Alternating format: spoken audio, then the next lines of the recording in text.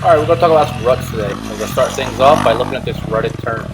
Number one thing you want to remember is to look up further through the rut.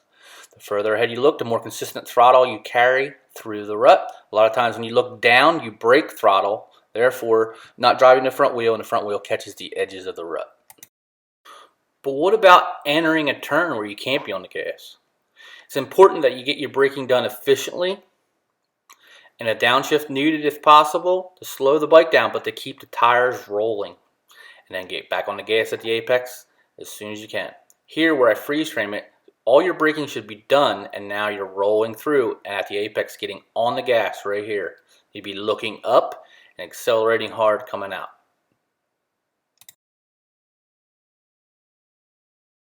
Well, wait a minute, I said brake efficiently. What does that mean? It means controlling the rear brake and the front brake together, slowing the wheels down but keeping a good roll, and not pulling the clutch in. Most guys will pull the clutch in, they touch the brake and it locks up. Or they pull the clutch in at the apex, and that'll stand the bike up. Try to use your rear brake and front brake efficiently with no clutch. Control the brake pedal. And like I said, a downshift may be needed. In this turn it was. I went from third to second. Under braking, it's important that your body weight is back over the rear wheel to help rear wheel traction, and also unload the suspension because you're getting ready to reload the suspension by sitting forward at the apex, because that is your turning, that is where you want to turn, so you want weight on the front end. This is very important for guys to understand, especially if you're that guy who's on the brake pedal too much at the apex of a turn.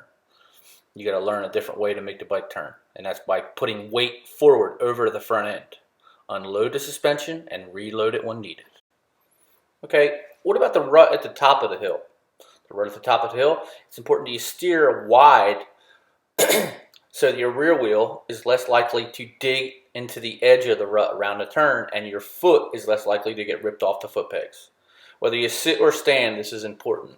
On an upright turn like that, when you steer wide, the rear wheel is going to track tighter.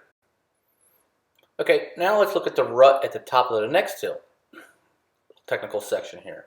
The rut at the top of the next hill. Notice my front wheel placement as I come up this hill here to avoid that big root at the top of the hill. My front wheel stays a little wide to keep out of the rut, while my rear wheel steers in it and catches the root.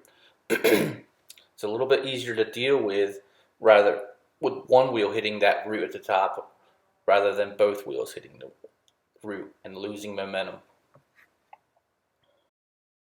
You heard me mention in the beginning of this video about how important looking ahead is to keep forward momentum in a rut, but it's also helpful in learning to avoid ruts if possible, like here.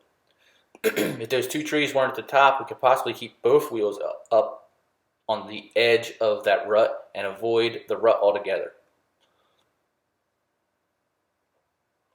I hope you've enjoyed this video and got more coming at you soon. Thank you.